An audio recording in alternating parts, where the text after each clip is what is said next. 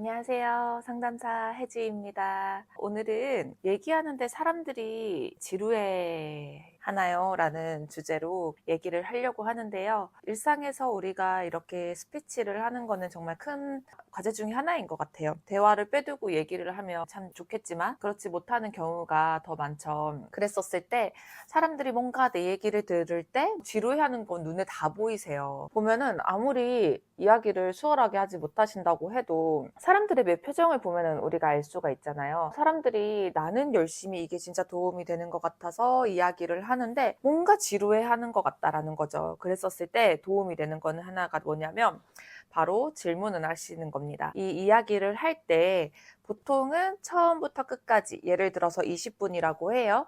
20분이면 처음부터 끝까지 쭉 그냥 이야기만 하시는 거예요. 그러니까 거의 연설문을 읽는 거랑 가깝죠. 대중들 같은 경우에 소통이 잘 안 되다 보니까 그런 경우에 지루해 하시는 경우들이 있어요. 근데 우리가 석학이나 이제 연구 같은 데 이제 가게 되면은 보통은 연구문을 읽는 경우가 많거든요.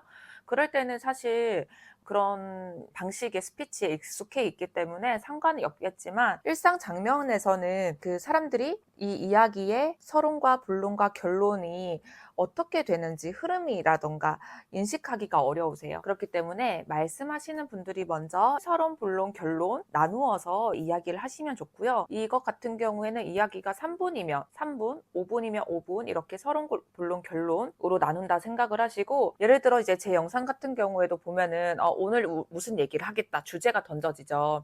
그럼 이 주제를 가지고 처음에 그 도입 부분, 그 다음에 핵심적인 부분, 그 다음에 결론으로 이어가시면 되세요. 그러면 제가 오늘 사람들이 내 이야기를 들으면 지루해해요 라고 했죠. 그러면 이 지루해할 때 뭘 하면 된다? 바로 질문을 하면 된다입니다. 여러분들 같은 경우에는 무슨 질문 하시겠어요? 근데 저는 물어보고 그런 경험들이 있으신가요? 얘기를 할 때? 예전에 제가 전도사로 일을 했을 때 이제 사역이라고 해요. 사역했을 때 지루해하는 경우가 초반부에 있기는 했었어요. 제가 맡은 아이들이 연령대가 어리기도 했고 집중을 하기가 어려웠기 때문에 그때 제일 많이 이제 썼던 방법들이 질문하고 참여하고 막 무대 안으로 가고 이런 기술들이 있는데 이렇게까지는 아니더라도 하나만 기억하자고 한다면 질문하기예요. 그러면 어떤 질문이냐? 여러분들께서는 이런 삶을 사셔야 됩니다. 이런 삶을 산다고 했었을 때 여러분은 어떠신가요? 무슨 생각이 드시는가요? 예를 들어 우리가 용서를 해야 돼요. 그럼 용서를 해야 되는 건 알고 있죠. 그죠? 그러면은 여기서 중요한 게 왜 우리가 용서를 해야 될까요, 여러분? 질문을 하는 거죠. 이런 식으로 이제 질문을 해서 그러면 사람들이 딱 멈추게 돼요. 그러네. 왜 용서를 해야 되지? 그러면은 그냥 그게 사랑의 한 방식이니까요. 그래야지 용서하는 사람이 더 성숙하다고 하니까요. 라고 했었을 때 그러면 그다음에 어떻게 네.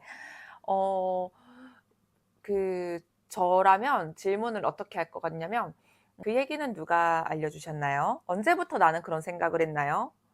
이런 식으로 질문의 꼬리에 꼬리를 물어가다 보면은 좀 더 청중들하고 대화할 수 있는 소통이 되겠죠. 대화를 좀 이 방법을 사용해 보면 어떨까 싶어요. 그럼 이 영상 도움 되셨길 바래요. 안녕.